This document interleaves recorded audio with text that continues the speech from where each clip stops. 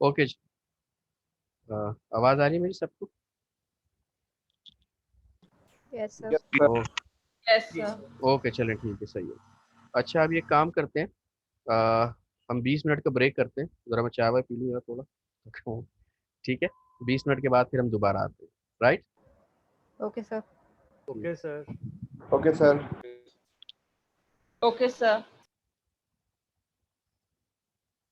Okay sir.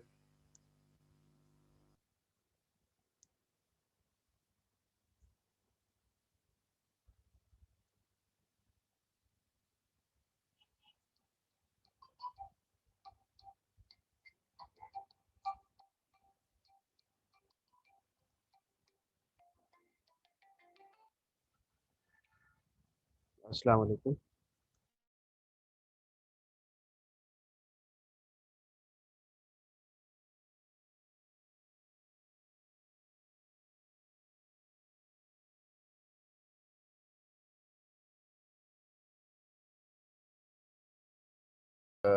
Textile industry के ऊपर सबसे ज़्यादा इसकी तवज्जो थी। अवेलेबिलिटी ऑफ फॉरेन एक्सचेंज, ये मैंने बताया कि आपको, क्योंकि वो मौजूद था। प्लस ये कि इसने कि सेटो और सिएंटो से जनाब इसने मुआहदे किए हुए थे। और जैसे तमाम डिक्टेटर्स को होता है कि वो बाहर से जो है वो चाहे वो जो हमारे 3 दौर गुजरे हैं, अयूब खान का दौर हो गया, ज़िया-उल हक का दौर हो गया और परवेज़ मुशर्रफ का दौर हो गया, कि फ़ॉरेन एक्सचेंज का इतना इनको मसला नहीं हुआ। बाहर से बहुत ज़्यादा जो है ये सारी जो है सदका खैरात सारे के सारे बहुत ठीक ठाक आते रहते थे। एड की मद में, कभी किसी की मद में, कोई कर्ज़ा माफ़ कर दिया, कभी कुछ हो गया। तो बहरहाल ये इस तरह की चीज़ें जो कि आपको डिक्टेटरशिप के एरा में, मार्शल लॉ के एरा में ज़्यादा नज़र आते हैं। तो इसकी वजह से अवेलेबिलिटी ऑफ फॉरेन एक्सचेंज है वो आपको नज़र आती है। और इस अवेलेबिलिटी ऑफ फॉरेन एक्सचेंज की वजह से प्राइस बहुत हद तक कंट्रोल में रहते हैं। अच्छा जी। इन्फ्लेशन, इन्फ्लेशन जो है average annual growth rate price जो था वो उसके दौर में थ्रू आउट 3.3% था, जबकि इससे पिछले दौर में जो था, जो डेमोक्रेटिक एरा था, उसके अंदर ये इससे अमूमन 5% के करीब करीब रहता था। तो ये है कि इन्फ्लेशन इसके दौर में बहुत ज़्यादा चेक रखा गया था। और शुरू के 2-3 साल तक तो प्राइस एडमिनिस्ट्रेटिवली जो है क्या कहते हैं बहुत ज़्यादा की रखी गई थी। लेकिन ये कि जब इंडस्ट्रियलाइजेशन के लिए ज़रूरी होता है कि आपको थोड़ी बहुत जो है वो इन्फ्लेशन रहना चाहिए, और वरना लोग जो है इन्वेस्टमेंट नहीं कर रहे होते हैं। तो फिर ये कुछ कंट्रोल को ईज़ किया गया, तो ज़ाहिर बात है फिर वो बाद में बहुत ज़्यादा बढ़ गई थी उसकी। बहरहाल, as a part of the package of the measure to fight inflation, government borrowing from the banking system for financing fiscal deficit. ये अब क्योंकि फिस्कल डेफिसिट इस वजह से भी शार्प हो गया था कि जो एक्सटर्नल पेमेंट्स थी वो नहीं करनी पड़ रही थी या बहुत कम करनी पड़ रही थी, इसलिए कि जिनसे लिया गया था या तो उन्होंने माफ़ कर दिया था, या फिर ये है कि सेटो सिएंटो जो है और अमेरिका जो था वो आपको एड की मद में जो है बहुत कुछ देता था। फिर प्लस ये है कि सबसे ज़्यादा जो गंदम आती थी वो एड की सूरत में वो भी अमेरिका से आती थी।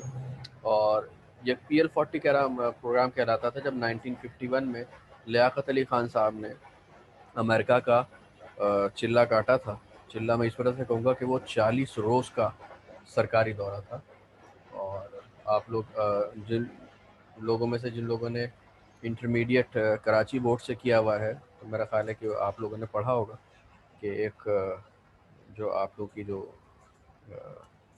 इंग्लिश कंपलसरी की जो बुक है उसमें है वो Pakistan and the model world, जो कि लियाकत अली ख़ान साहब का लिखा हुआ। और वो उन्होंने वहीं पर वहाँ की जो पार्लियामेंट थी, जो कांग्रेस थी, वहाँ पर इन्होंने ख़िताब जो है वो किया था। तो उसमें यही था कि वो PL40 के तहत, ये कि प्रोग्राम के तहत उनको गंदम की सप्लाई जो है वो फ्री ऑफ कॉस्ट पाकिस्तान को जो है वो दी जा रही थी, एड के तौर पर दी जा रही थी। तो इसकी वजह से फिस्कल डेफिसिट वगैरह जो है वो रिड्यूस हुए थे। अच्छा जी, उसके बाद है ये significant amount of Pakistan public saving जो थी वो इसमें सिग्निफिकेंट थी थोड़ी बाकी इलाकों से पहले, इसलिए कि ज़ाहिर बात है धीरे धीरे डेवलपमेंट हो रही थी, इंडस्ट्रियलाइजेशन हो रही थी। तो वो जो हम कह सकते हैं कि पब्लिक सेविंग, बैंकों के अंदर जो है पैसा आ रहा था, बैंकों को थोड़ा सा रिफॉर्म किया गया था उसके ऊपर। और पाकिस्तान के अंदर उस ज़माने में बहुत सारे बैंक्स जो है खोले गए थे और फॉरेन बैंक जो थे उस ज़माने में पाकिस्तान में बहुत ज़्यादा थे, मतलब जितने आज हैं ये इससे भी जो है वो ज़्यादा हुआ करते थे। और इन्फ्लेशन को कंट्रोल करने के लिए इनडायरेक्ट टैक्स के ऊपर जो है वो कम था और ज़्यादा एम्फेसिस जो था वो डायरेक्ट टैक्सेशन के ऊपर था। और कस्टम ड्यूटी जो थी इनडायरेक्ट टैक्सेस के हवाले से मेन जो है वो आपका एक टूल था जिसके ज़रिए से आप टैक्स को जो है वो कलेक्ट किया करते थे। अच्छा जी, ये थर्ड प्लान जो था वो 1959 से 60 के लिए था, जिसके अंदर जो है उन्होंने कुछ फिक्स किए थे टारगेट। ये एक पॉइंट्स हैं जो उसके ऊपर लिखे हुए हैं, क्योंकि आपका पिछला जो था वो बहुत अच्छा था।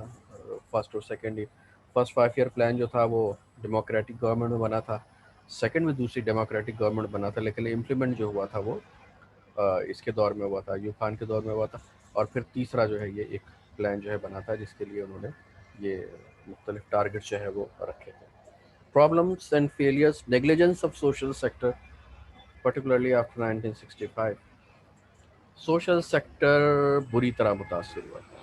अगर मैं आपसे कहूँ कि